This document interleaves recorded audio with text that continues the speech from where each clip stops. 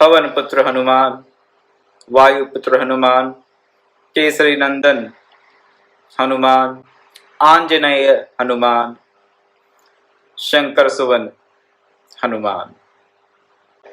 हनुमान जी का नाम हनुमान कैसे पड़ा और उनके जन्म के क्या और वृत्तांत हैं, किस प्रकार उनका जन्म हुआ, उसके बारे में आज हम थोड़ी चर्चा करेंगे।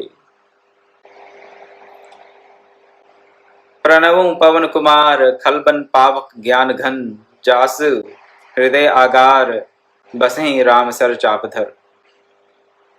प्रणाम करता हूं किनको, पवन कुमार को, पवन पुत्र को, खल बन पावक ज्ञान घन। खल बन पावक, जो दुष्ट रूपी वन है उनको जलाने के लिए वो क्या है, पावक अग्नि के समान है। दुष्टों के दमन के लिए वैसे ही कार्य करते हैं जैसे कि अग्नि एक जंगल को, एक वन को परास्त करने का, ध्वस्त करने का, नाश करने का कार्य करती है। दुष्टों को नाश कर देते हैं, दुष्टता का भी नाश कर देते हैं। हमारे अंतर की दुष्टता को, हमारे अंदर भी वन है एक। कैसा वन है? कुसंस्कारों का वन। कुसंस्कार जो हमारी चित्त की दुष्प्रवृत्तियां हैं, बुरी बुरी प्रवृत्तियां चित्त की, जन्म जन्मांतरों के दूषित संस्कार, उनका एक वन है हमारे भीतर। अपार वन है, अपार वन। इस जगत के किसी भी वन का पार पाना संभव हो सकता है। जगत में, इस विश्व में बहुत से वन हैं, अब भी, आज के समय भी, जबकि वनों की जो संख्या है वो घटती जा रही है, वनों का क्षेत्रफल घटता जा रहा है। आज भी ऐसे बहुत से सघन वन हैं जहां पर एक व्यक्ति बड़ी आसानी से खो सकता है, लेकिन उसका पार पाना संभव है। लेकिन हमारे अंतर के कुसंस्कारों का जो वन है उसकी कहीं इतिश्री होती हमें दिखती नहीं। सर्वप्रथम हम देखना ही नहीं चाहते, लेकिन अगर दृष्टि डालेंगे तो ये पाएंगे कि ये ऐसा वन है जिसका आदि और अंत हमें दिखेगा नहीं। ऐसा क्यों? ऐसा इसलिए क्योंकि जन्म जन्मांतरों का अभ्यास है हमें। किस बात का अभ्यास? जन्म जन्मांतरों से हमें कुसंस्कारों का, कुकर्मों का अभ्यास पड़ा हुआ है। पाश्विक वृत्तियां हैं मानव के अंदर। एक अद्भुत सम्मिश्रण है दैवी वृत्तियों का भी और पाश्विक या आसुरी वृत्तियों का भी। आसुरिक वृत्तियां कह लें या पाश्विक वृत्तियां कह लें, कोई अंतर नहीं। तो आसुरी वृत्तियों का हमारे भीतर एक सघन वन है। सघन वन। वन इसलिए कह रहा हूं क्योंकि जैसे वन में कितने प्रकार के जीव जंतु, कितने प्रकार की औषधि वनस्पति होती है, इसकी इतिमिति करना असंभव सा जान पड़ता है, नहीं कर सकते। उसी प्रकार हमारे अंतर के इस वन में किस किस प्रकार के कुसंस्कार हैं, किस किस प्रकार की हमारे अंदर कुवृत्तियां हैं हमारे चित्त की, उसकी कोई इतिमिति है नहीं। वन है सघन। और अगर हम चाहें, सोचें, चाहें, प्रयास करना चाहें कि एक एक करके इन सब कुवृत्तियों को, कुसंस्कारों को हम नष्ट कर दें, वो भी हमारे बस की बात नहीं है। हमारे बस की बात नहीं है। क्यों? क्योंकि हम, हो सकता है कुछ समय में अपने कुछ कुसंस्कारों का नाश कर दें, किसी प्रकार से, किसी भी माध्यम से, किसी भी साधन से कुछ संस्कारों का नाश कर सकते हैं हम, बुरे संस्कारों का। लेकिन इस बात की कोई गारंटी नहीं कि उतने समय में उतने या उससे अधिक कुसंस्कार जन्म ना ले लें। इस बात को फिर एक बार से कहूंगा अगर हम सोचते हैं कि 1 महीने में हम अपने अंतर के 5 कुसंस्कारों का नाश कर देंगे, बहुत बढ़िया, नाश कर दिया 5 कुसंस्कारों का।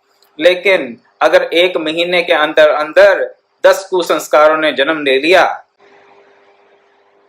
1 महीने के समय में हमने 5 कुसंस्कारों का नाश किया और 10 कुसंस्कारों ने जन्म ले लिया, तो ये हमारी प्रगति हो रही है या दुर्गति?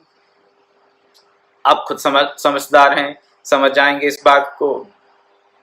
इसलिए जब कभी भी हम अपने साधन के बल से, अपनी बुद्धि बल से, अपने शास्त्र की समझ से, अपने ज्ञान विज्ञान की समझ से अपने अंतरतम के कुसंस्कारों का नाश करना चाहते हैं, हमें सफलता नहीं मिलती, पूर्ण रूप से सफल नहीं हो सकते।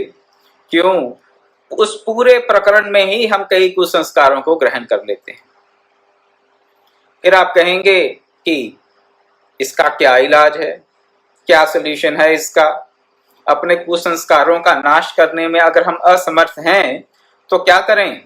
प्रयास छोड़ दें? होई सोई जो रचि राम रचि राखा, जो राम ने रच रखा है वही होगा, ऐसा सोचकर भाग्यवादी बन जाएं? साधन ना करें, प्रयास ना करें? ना, ये नहीं मैं कह रहा। प्रयासरत रहें, अपना पूरा परिश्रम करें, पुरुषार्थ करें अवश्य, लेकिन पूरे परिश्रम, पूरे पुरुषार्थ के साथ भगवत शरणागति को भी ग्रहण करें। भगवत शरणागति को ग्रहण करें जी। क्यों? अगर अपने परिश्रम का, अपने पुरुषार्थ का, अपने आत्मबल का हमें आश्रय रहेगा तो हम इन कुसंस्कारों का नाश नहीं कर पाएंगे। आत्मबल का सृजन करें, पुरुषार्थ करें अवश्य, लेकिन आश्रय किसका लें? भगवत चरणों का, भगवत भक्तों का, संतों का, श्रोत्रिय ब्रह्मनिष्ठ गुरु का।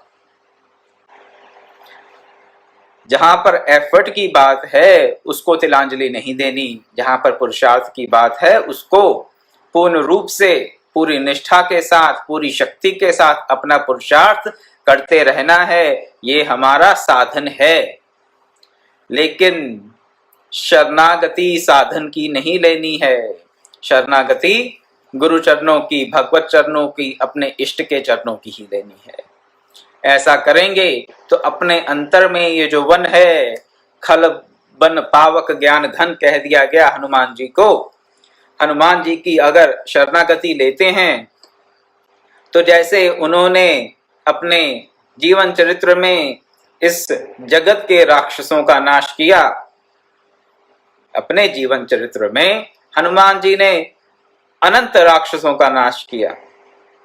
लंका जाकर और अन्य स्थानों पर भी दुष्टों का उन्होंने नाश किया।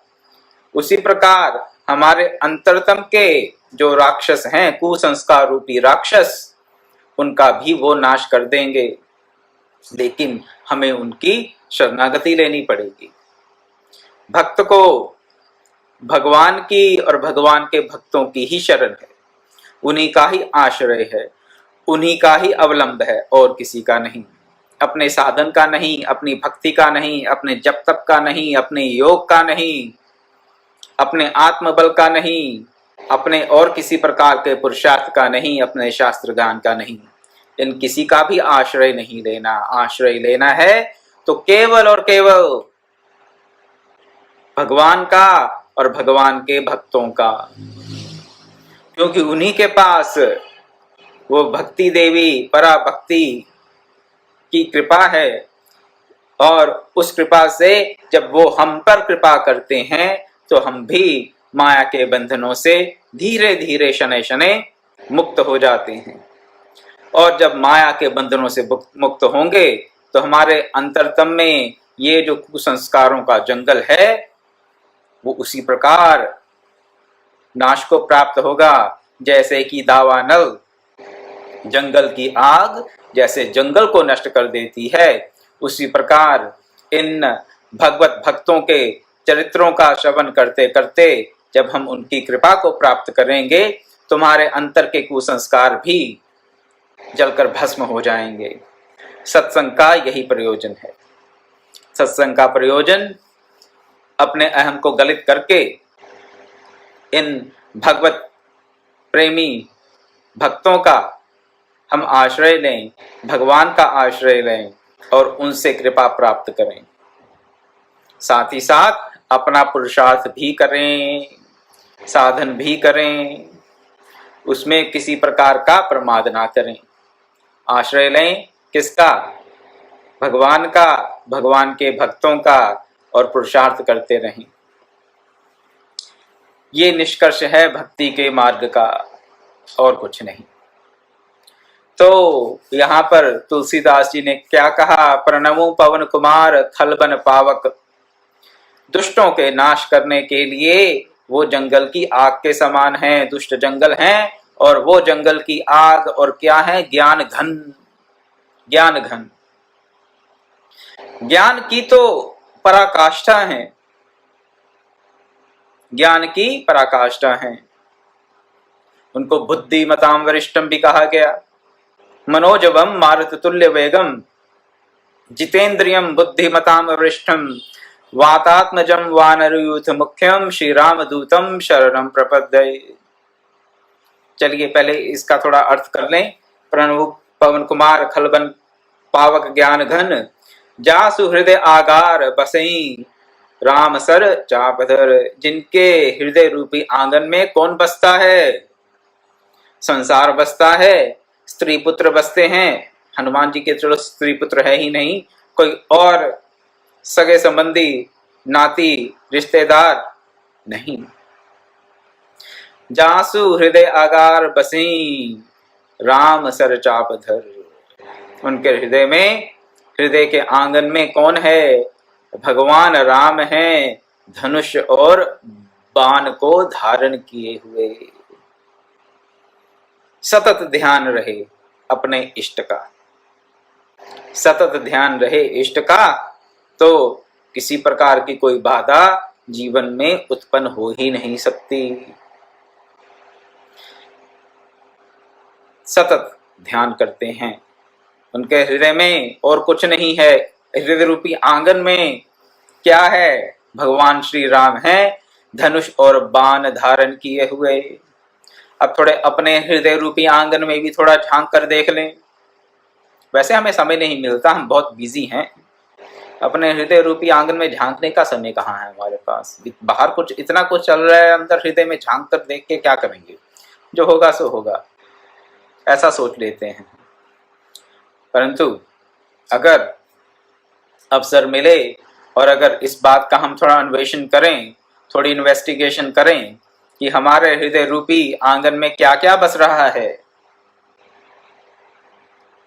तो भगवान के लिए शायद कहीं किसी कोने में थोड़ा सा स्थान मिल जाए। लेकिन वो किसी एक कोने में होगा भगवान का स्थान, अगर होगा तो।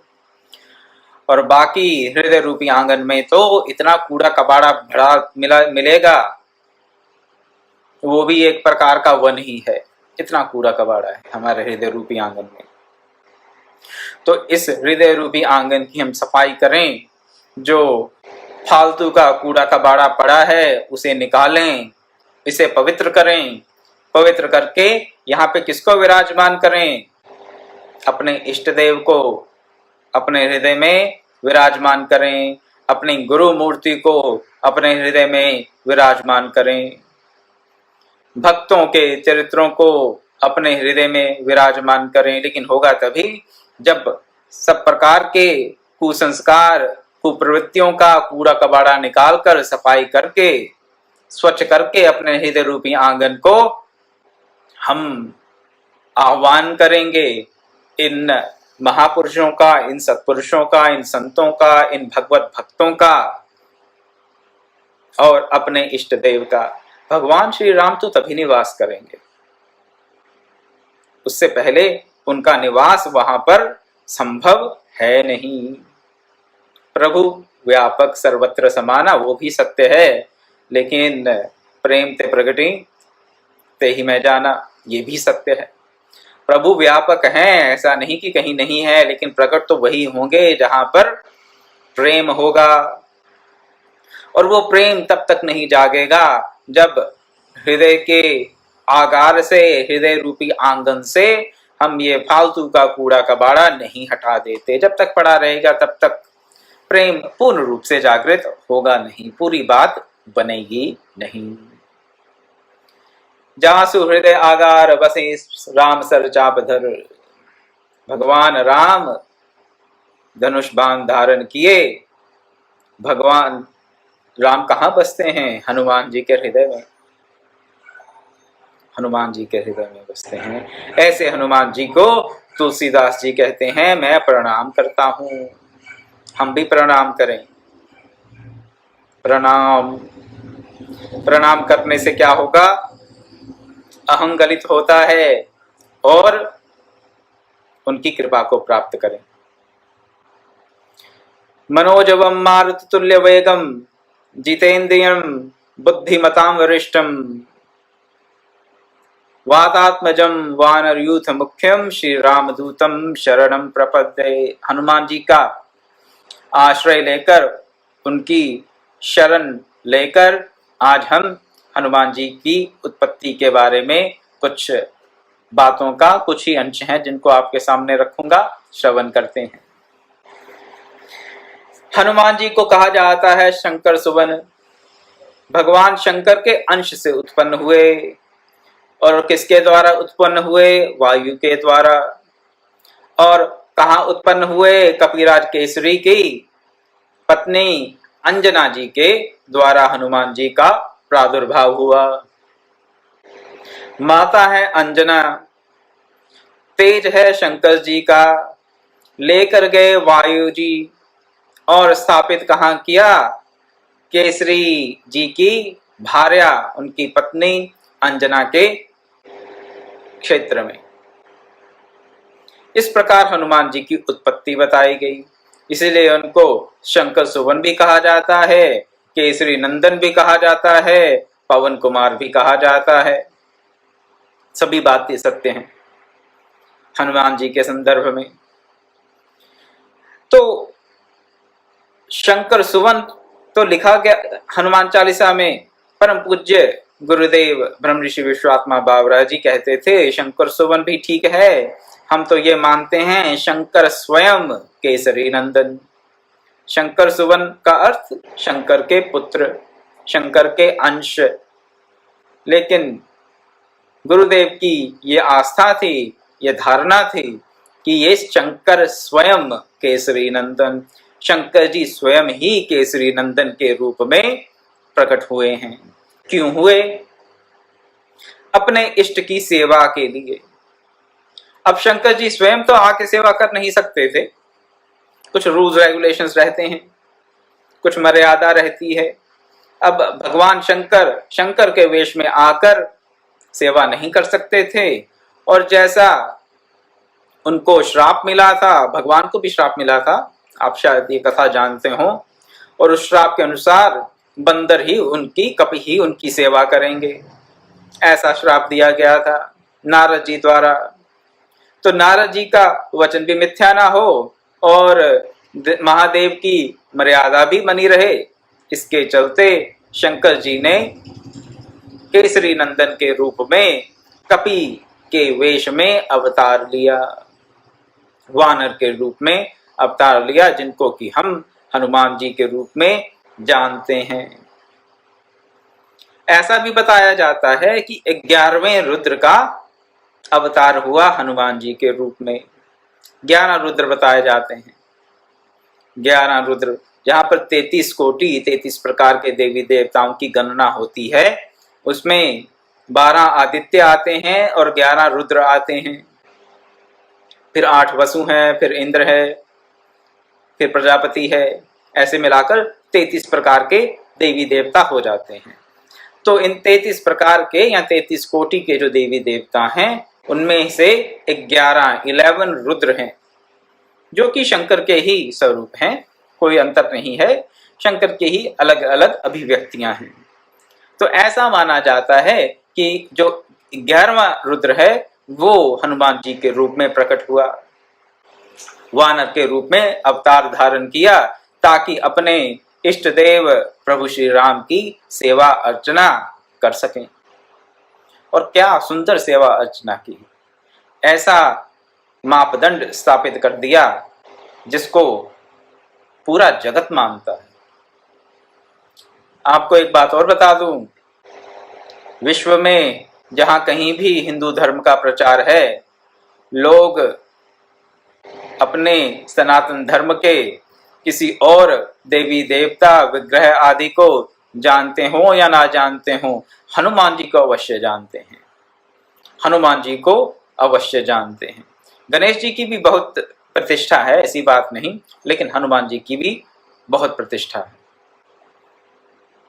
हनुमान जी की प्रतिष्ठा के बारे में आपसे कल भी चर्चा की थी कि जितने मंदिर भगवान राम के हैं, उससे ज्यादा मंदिर तो हनुमान जी के हैं। तो अपने इष्ट देव प्रभु श्री राम की अर्चना के लिए, उनकी सेवा के लिए, और एक आदर्श भक्त का चरित्र कैसा होना चाहिए, इसकी प्रतिष्ठा करने के लिए हम जैसे तुच्छ सेवकों को, तुच्छ भक्तों को शिक्षा देने के लिए ही भगवान शंकर ने और उनके 11वें रुद्र ने हनुमान जी के रूप में अवतार लिया। जन्म के कुछ ही समय पश्चात हनुमान जी उगते हुए सूर्य को देखकर एकदम लालायित हो गए कि बहुत ही सुंदर फल है कोई, इस फल को प्राप्त कर लेना चाहिए। पवन पुत्र हैं तो उनकी अबाध गति है, कहीं भी जा सकते हैं। पवन पुत्र हैं, अबाध गति है, वायु जैसे सर्वत्र जा सकता है, उसी प्रकार उनकी भी सर्वत्र गति है। तो जब उगते हुए सूर्य को देखा और उनको लगा कि ये कुछ बड़ी आकर्षित करने वाली वस्तु है, कोई फल, बहुत आकर्षक फल है, इसको प्राप्त कर लिया जाए, तो सूर्य को पकड़ने के लिए चले। लेकिन जब हनुमान जी उनके आगे बढ़ने लगे पकड़ने के लिए, सूर्यदेव डरकर भागने लगे। सूर्यदेव को डर लग गया कि वाकई ही मुझे हनुमान जी कहीं ग्रस्त ना लें। तो उसके साथ ही साथ राहु भी वहां पर उपस्थित थे। वो पर्व ऐसा था, दिन ऐसा था जहां पर राहु सूर्य को ग्रसने वाले थे, सूर्य ग्रहण का समय था। राहु भी डर कर भागे। जब राहु भागे डर के, ये सोचने के लिए, हनुमान जी राहु के पीछे नहीं जा रहे थे, हनुमान जी तो सूर्य के पीछे जा रहे थे। लेकिन हनुमान जी को आते देख राहु डर गए। राहु जी ने कहा कि मेरी रक्षा कीजिए इंद्रदेव। तो इंद्रदेव ने कहा कि ठीक है, तुम मेरे शरणागत हो, मैं तुम्हारी रक्षा अवश्य करूंगा। इंद्र ने अपने वज्र का प्रहार किया, ऐरावत पर चढ़कर आए और इंद्र ने अपने वज्र का प्रहार किया। अब हनुमान जी को एक और आकर्षक वस्तु वहां दिखी, सफेद सफेद ऐरावत हाथी। गए थे वो किसके पीछे? सूर्य के पीछे। और राहु डर के भागे वहां से, इंद्र को सहायता के लिए बुलाया। इंद्र ने आक्रमण करना चाहा, लेकिन जब इंद्र की तरफ उनकी दृष्टि गई तो इंद्र तो बाद में दिखे, हनुमान जी को पहले दिखे क्या? सफेद सफेद ऐरावत। और हनुमान जी ने उनको भी कोई आकर्षक फल समझ लिया, उनको भी कोई आकर्षक फल समझकर उनको भी लपकने के लिए दौड़े। इंद्र जी ने वज्र से प्रहार कर दिया। अब उस वज्र का जो आघात था वो हनुमान जी की ठोड़ी पर हुआ। जब ठोड़ी पर वज्र का आघात हुआ तो उसके चलते हनुमान जी की ठोड़ी थोड़ी सी टेढ़ी हो गई, वहां पर एक निशान पड़ गया, ऐसा समझ लीजिए। वज्र के आघात का निशान पड़ गया और ठोड़ी को हनु कहा जाता है, इसलिए हनुमान जी का नाम, केसरी नंदन का नाम हनुमान पड़ गया। तो ये कथा है हनुमान जी की उत्पत्ति की और उनका हनुमान जी नाम कैसे पड़ गया। और इंद्र ने जब वज्र से प्रहार किया तो मूर्छित होकर गिर पड़े। अब पुत्र मूर्छित हो गया तो वायुदेव बड़े कुपित हुए, इंद्र पर भी और बाकी देवी देवताओं पर भी। व्यक्ति को जब क्रोध आता है तो ये थोड़े ना ध्यान रहता है कि किस पे क्रोध है, क्रोधित है तो फिर सब पर क्रोध है। तो वायुदेव का कोप सब पर पड़ गया। कैसे? वायुदेव ने अपनी गति को रोक लिया। वायुदेव अगर अपनी गति को रोक लेंगे तो प्राणवायु भी रुक जाएगी, किसी को सांस नहीं आएगी। अब जब प्राणवायु रुक गई, वायुदेव ने अपनी गति का बाध कर दिया, तो सब देवता संकट में पड़ गए। सब देवता श्वास रुकने से व्याकुल हो गए और उस व्याकुलता में जाकर उन्होंने वायुदेव से प्रार्थना की कि आप अपनी गति को जारी रखें, गति को बांध कर ना रखें, अपने गति के बंध को आप समाप्त कर दें। तो वायुदेव को प्रसन्न करने के लिए सब देवताओं ने, सब लोकपालों ने हनुमान जी को अमर होने का और अग्नि जल वायु आदि से अभय होने का वरदान देकर वायुदेव को संतुष्ट किया। वायुदेव के क्रोध का क्या कारण था कि हनुमान जी को मूर्छित होना पड़ा। क्यों? इंद्र ने वज्र से प्रहार कर दिया।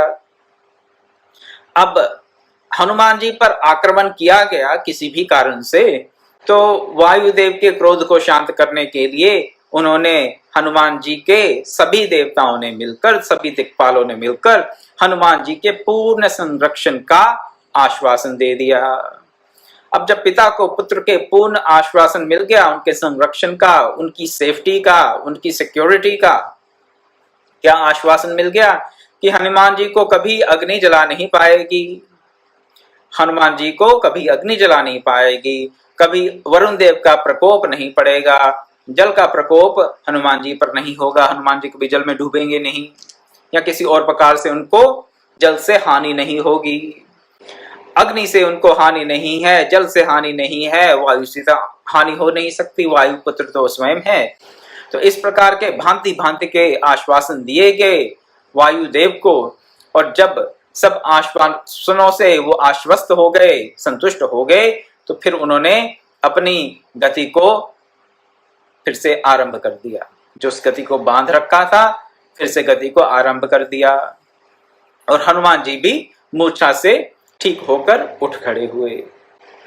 तो ये कारण है कि जब लंका में रावण ने दुष्टता की और हनुमान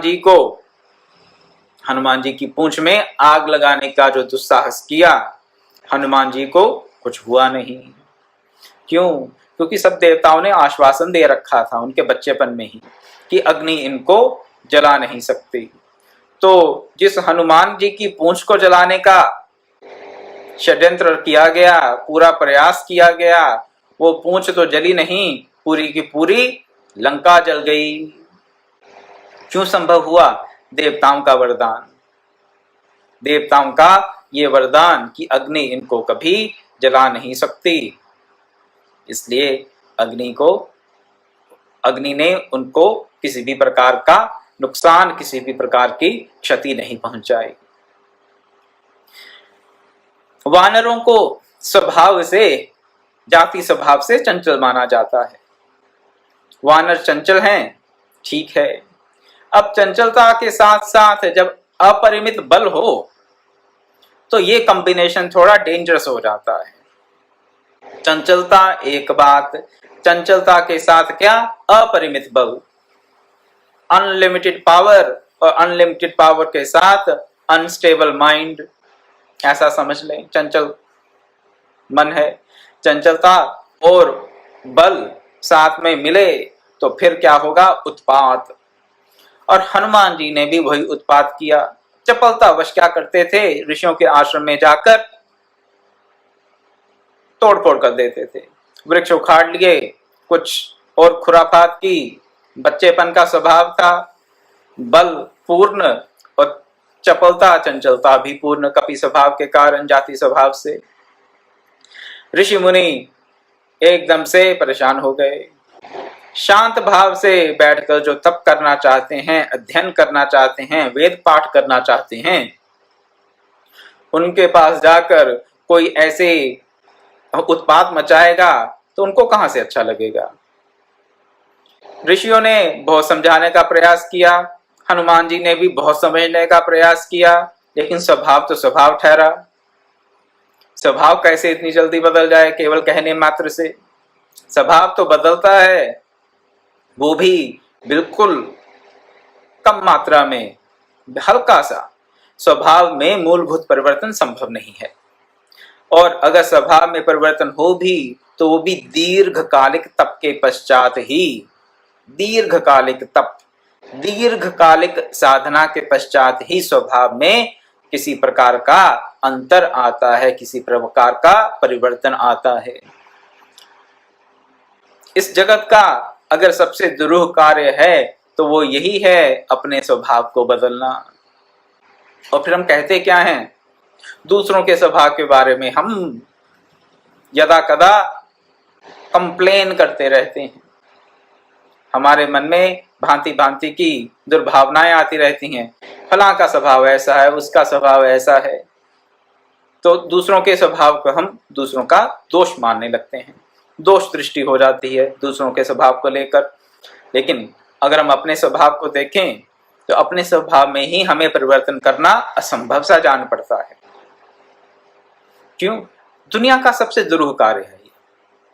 इस जगत में, अगर इस मर्त्य लोक में, बाकी लोगों की बात छोड़ दें, कम से कम इस मर्त्य लोक में सबसे दुरूह कार्य है अपने स्वभाव को बदलना।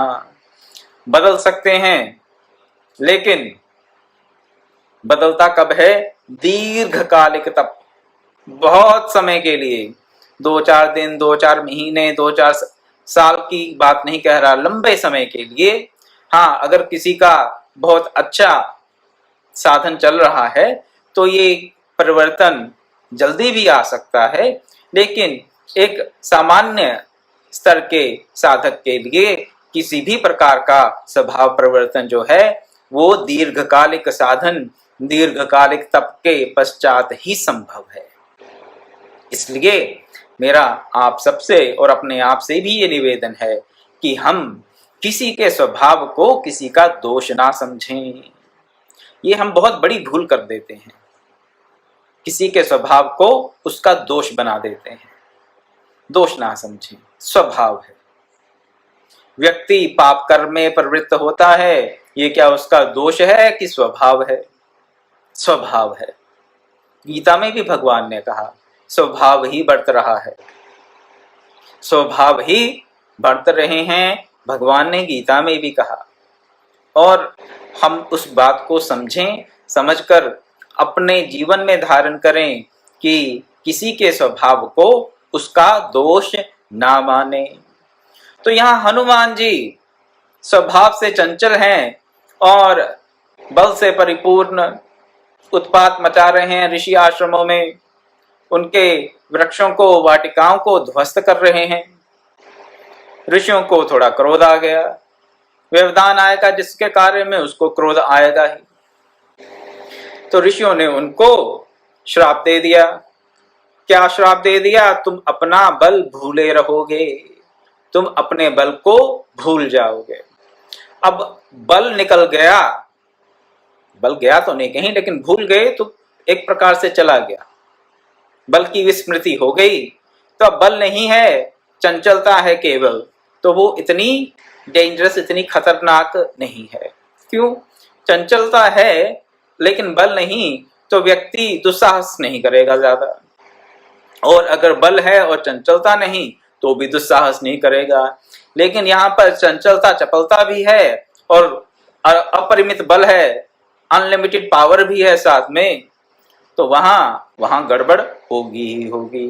तो ऋषियों ने ये सॉल्यूशन निकाला कि ठीक है, कपि स्वभाव से, जाति स्वभाव से ये चंचल हैं तो ठीक है, कोई बात नहीं, लेकिन इनमें जो अनलिमिटेड पावर है, अपरिमित बल है, ये उसको भूल बैठे, हनुमान जी उसको भूल जाएं। उसके बाद से क्या हुआ? हनुमान जी का जो उत्पात था, जो ऋषि आश्रम में जाकर वो अस्त व्यस्तता बना देते थे, वो कम हो गई। अब ऋषियों का जो भजन, तप, स्वाध्याय, वेद पाठ, यज्ञ आदि की जो क्रियाएं थीं, वो अब सुचारू रूप से होने लगी। हनुमान जी भूले ही रहते हैं अपने बल को बहुत समय के लिए, और फिर उनको उनके बल को याद कराते हैं जाम्बवान जी। कब याद कराते हैं, कैसे याद कराते हैं, उसकी चर्चा अब हम कल करेंगे। साथ ही साथ हनुमान जी कौन कौन से